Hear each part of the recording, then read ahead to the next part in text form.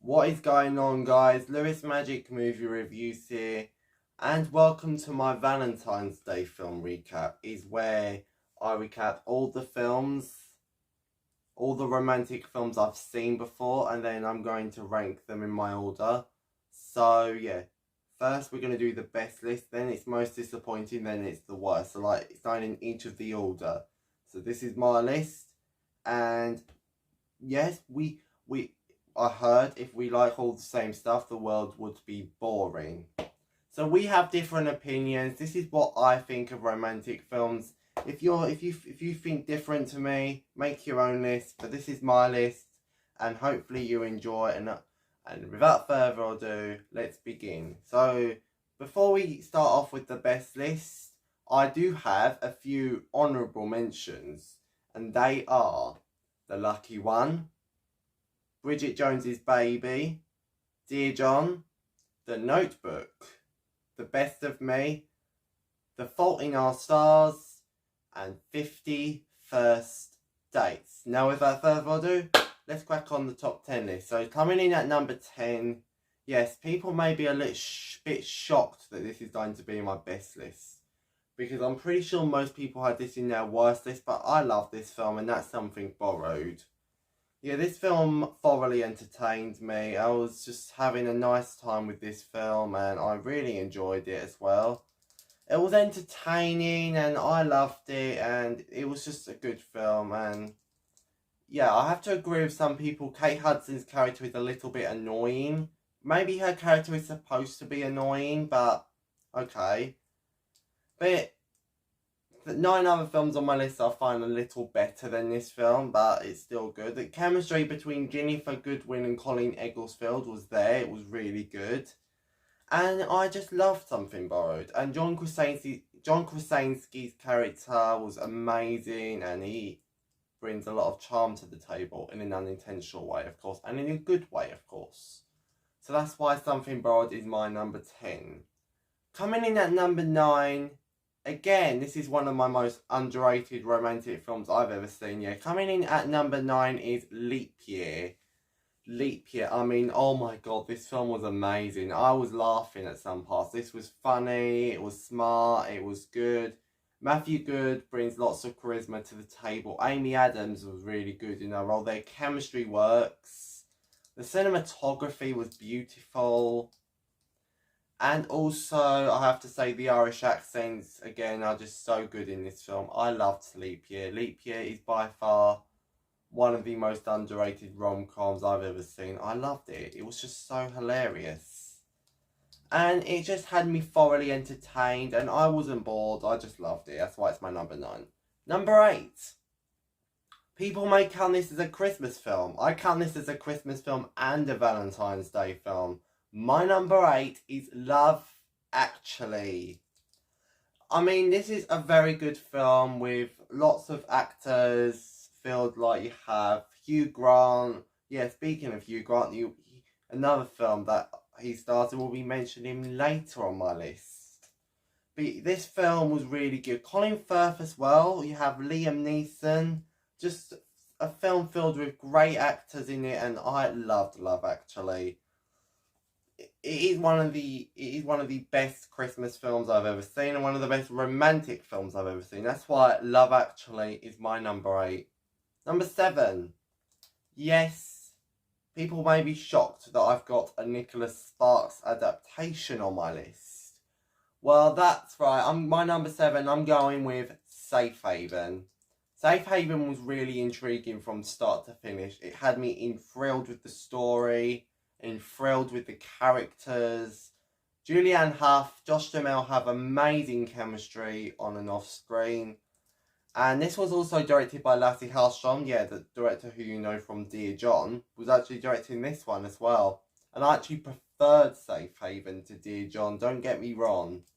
And yes, this film was really good, and I loved Safe Haven, and it was just so good that it definitely deserves my number 7 spot. Number 6. Yes, this was originally my number 5 until a film bumped it off. My number 6 was my second favourite film of last year, and that is going to Ticket to Paradise.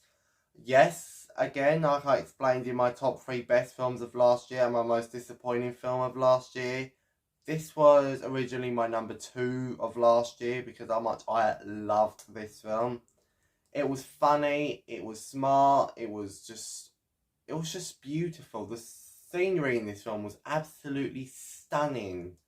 Julia Roberts, yes, again, she won't be mentioned. She'll be mentioned again soon because she's good at rom-coms or romantic films. And George Clooney, he was amazing in this film. That's why Ticket to Paradise is my number 6. Now in the top 5, and these 5 films, oh, they are so entertaining. My number 5 is Notting Hill. And I did see this today, and yeah, this is why it's taking a little bit over Ticket to Paradise a little bit. Because this film is amazing. And welcome back, Julia Roberts. You've appeared on my number 5 as well. And also Notting Hill was just entertaining throughout. The chemistry was amazing. I mean, Julia Roberts, Hugh Grant, it's just so good. I loved Notting Hill. That's why Notting Hill is my number 5. Number 4, again, some people are going to be mad at me for putting this high on my list, but I loved it. My number 4 is without a doubt Just to Go With It. Starring Jennifer Aniston and Adam Sandler. They have good chemistry. The jokes are funny. The laughs are getting better and better and better every time I watch this film. And it is one of the best romantic comedies I have ever seen in my entire life. It was entertaining as well. I mean, it was set in Hawaii, and that's what the good thing about this film is. And it was just such an entertaining watch. I loved Just Go With It. That's why it's my number 4. Number 3. This is one of the funniest films I have ever seen. My number 3 is Bridesmaids. Bridesmaids, I mean, oh my god, Bridesmaids was hilarious. I mean, the woman in this film have got such good talent. Melissa McCarthy, she brings her comedic talent to the table. Kristen Wiig, she was amazing in this film. Bridesmaids is without a doubt one of the best films of 2011, one of the best romantic films I've ever seen. Top 2 time, here we go. Yes, these 2 films, I could switch them around, but this is the order I'm putting them in. They could originally tie for best romantic film. My number 2, this one gets the silver medal. My number 2 is Dirty Dancing. I mean, the soundtrack is so absorbing, so thought-provoking, and it was just so beautiful. And the romance, oh my god, the romance is amazing. I mean, Jennifer Grey, Patrick Swayze have got good on-screen chemistry in this film. And this film has one of the best endings I've ever seen. The ending is just phenomenal. And I loved Dirty Dancing from top to bottom. This is by far the second best romantic film I've ever seen. So that's why Dirty Dancing gets number 2. Now for the best romantic film I've ever seen. This one has impressed me in so much levels. My number 1 is going to Pretty Woman. The song is just amazing. Roy Orbison is such a good singer. This is just phenomenal. Richard Gere, Julia Roberts have great chemistry in this film. And I particularly loved Pretty Woman. Definitely getting the top spot for me, and it's just so good as well. I loved Pretty Woman. It was just such a good film, and yeah, it was really beautiful as well. So that's why Pretty Woman gets number 1. Okay, that was the best done. Now it's time for most disappointing romantic film I've ever seen. Everyone, I watched this one with my auntie, and she's like, yeah, we fast forward some things as well, because that's how slow this film was. And I was like, oh. My most disappointing film is going to Eat, Pray, Love. Yeah, I heard praise about the book. Don't get me wrong, I've heard such good things about the book. But after watching this film, I don't think I want to read the book now. It was really slow. It was really slow paced. I mean, the first act did have a lot of promise to the story, but oh my god, slow and boring is the words to describe this film. And it was just so disappointing, I'm going to call it. And okay, yeah, this is by far the most disappointing film I've ever seen. Second place before Fantastic Beasts: The Secrets of Dumbledore.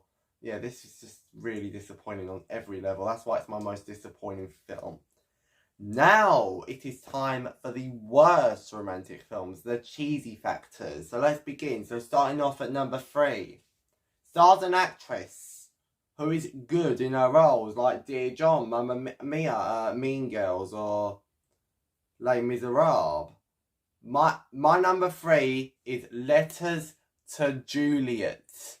I mean, the romance in this film is so over the top, so mushy. I mean, the whole story doesn't make any sense.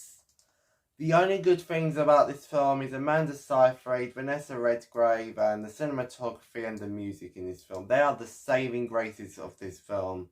Christopher Egan. So the trailer did promise him so he can bring charisma to the table, but no, he did not bring any charisma in this film, and that's the main problem with this film.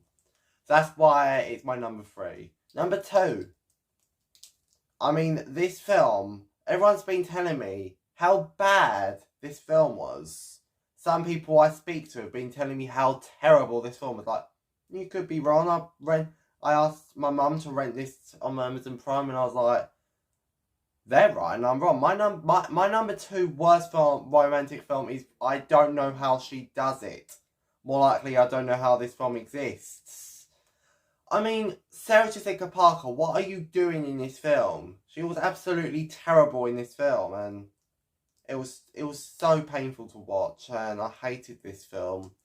Pierce Brosnan was the only saving grace in this film. Greg Kinnear was also bad in this film. Him and Sarah Jessica Parker have no chemistry in this film, and I just did not like this one. That's why it's my number 2.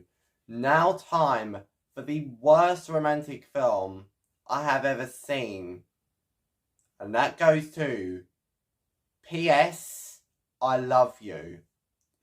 P.S. I hate this film, more likely, and it was just really bad that throughout the start I gave it 0, but when the cinematography came along on the screen, it bumped it up to a 0.5, just exactly there. And obviously, is it too much to ask? The chemistry was terrible. Gerard Butler, what are you doing in this film?